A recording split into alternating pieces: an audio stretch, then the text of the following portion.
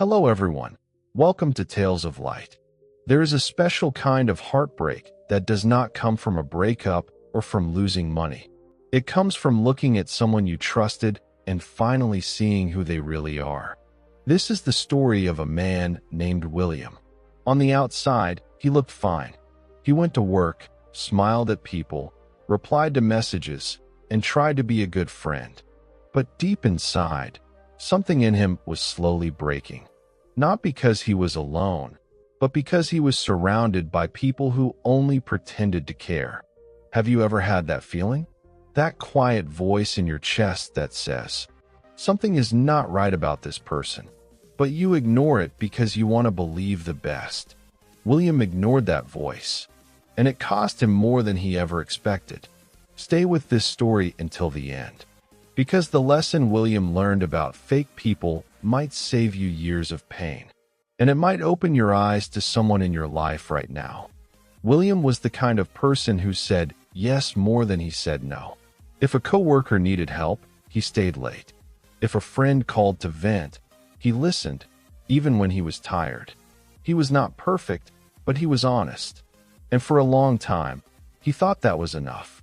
At his office, there was one person everyone seemed to like. His name was Eric.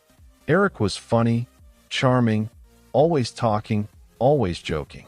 He knew how to make people feel special, at least for a moment.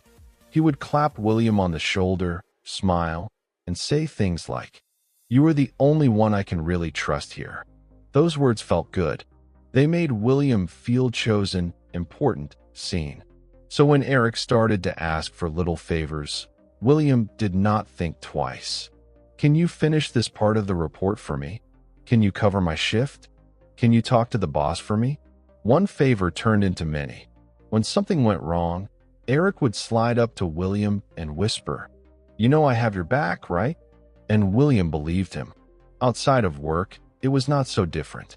There were people who only called whenever they needed something. Help with moving, help with money, help with their problems. They rarely asked how he was doing, but they always knew how to say, "You are such a good friend." William did not see the pattern at first. He only saw himself as helpful, loyal, kind. He told himself, "This is what good people do. Good people show up. Good people give." But every time he gave, a small part of him felt a little more empty. His weekends disappeared. His own plans were pushed aside. His dreams stayed in the background while he helped build other people's comfort. If you looked at his life from the outside, you might say he was popular. Many contacts, many chats, many invitations. But if you asked him, "Who truly knows you?" he would have needed a lot more time to answer. Still, he kept going. He smiled. He said yes. He trusted.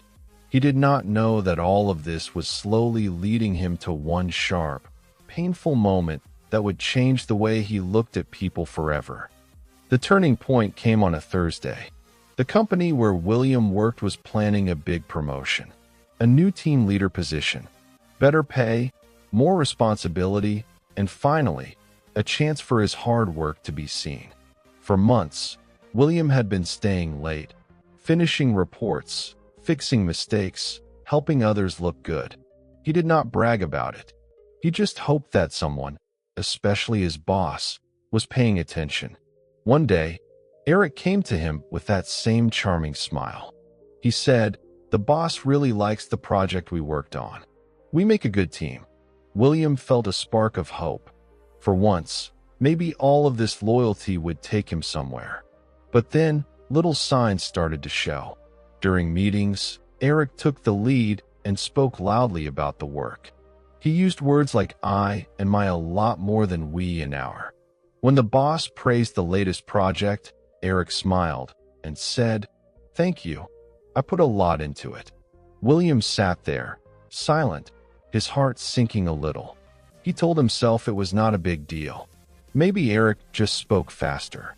Maybe he did not mean to erase him like that. One afternoon, William passed by the break room and heard voices.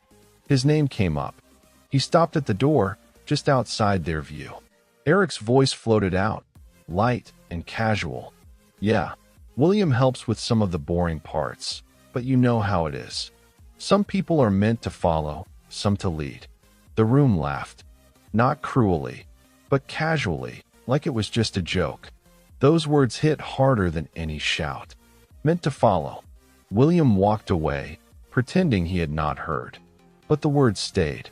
Then came the announcement. Everyone was called into the conference room. The boss stood there with a smile and said, "We have chosen our new team leader." It was Eric. The room clapped. Eric looked surprised, then proud. He shook hands, thanked everyone, said he was honored. And in that moment, everything became clear to William. All those nights he stayed late, finishing work while Eric went home. All the times he covered for him, defended him, trusted him. Eric had been building his own image on the back of William's effort. After the meeting, Eric came up to him, grinning. He slapped William on the shoulder and said, "Thanks for all your help, man. Could not have done it without you." The words sounded grateful, but now they tasted bitter. Have you ever had that moment? When all the small red flags you ignored suddenly line up in a straight line, and you realize you painted them white because you did not want to see the truth. That was where William stood now, smiling on the outside, breaking on the inside. The promotion was not the only blow. It was just the loudest. Over the next weeks, things became even clearer. Now that Eric had power, he used William even more. He sent him late-night messages. "Hey, can you finish this slide deck for tomorrow? Hey, I need you to handle this client call." He always added a friendly line at the end. "You are the best. I knew I could count on you." But the respect was missing. The credit was missing. The friendship, William realized, had never really been there. One evening, after another long day, William went home and opened his social media. He saw photos of people he had helped move, helped study, helped through breakups. They were all out together at a dinner, smiling at the camera, drinks raised, captions talking about their closest friends. He was not there, not invited, not even a tag. He scrolled through the screen slowly. Memories played in his mind. Rides he had given, money he had lent, hours he had spent listening to their stories. And suddenly, something inside him cracked. He put his phone down and sat in the dark of his living room. No TV, no music, just the quiet sound of the city outside his window. And he asked himself a simple question. If I stopped giving, who would still be here? The answer hurt. Faces flashed in his mind. People who only called when they wanted something. Who disappeared when he needed comfort. Who said, "You are such a good person," but never showed up for him in the same way. His chest felt heavy, not just with anger, but with sadness for himself. For all the times he had put his heart in hands that did not know how to hold it. That night, he did something he had never done before. He let himself admit the truth. Some of these people are not my friends. They are just comfortable with what I give them. They like the benefits. They do not love the person. Tears came, slow and quiet, more from relief than from pain. Because finally, he stopped lying to himself. This was the breaking point. The moment where a part of the old William died. The part that believed that kindness meant letting people walk over his boundaries. The part that thought being needed was the same as being valued. And from that broken place, a new decision began to form. The next day, nothing outside had changed. The office was the same. The city was the same. The people were the same. But William was different. He did not become cold. He did not become rude. He did not decide to hate people or shut everyone out. Instead, he made a quiet promise to himself. From now on, I will stop begging for respect. I will stop confusing being useful with being loved. I will stop ignoring the red flags. He started small. When Eric sent another late-night message asking him to finish a task, William replied, "I cannot do this tonight. I have my own plans." He did not explain. He did not apologize again and again. He just said no calmly. Eric's reply came back fast. "Wow, really? I thought you were a team player." In the past, those words would have made William feel guilty. He would have rushed to fix it. This time, he put the phone down. At work, when Eric tried to put all the boring tasks on him, William answered, "I can take some, but not all. We should divide this fairly." His voice was steady. He did not raise it. He simply held his ground. Some people were surprised.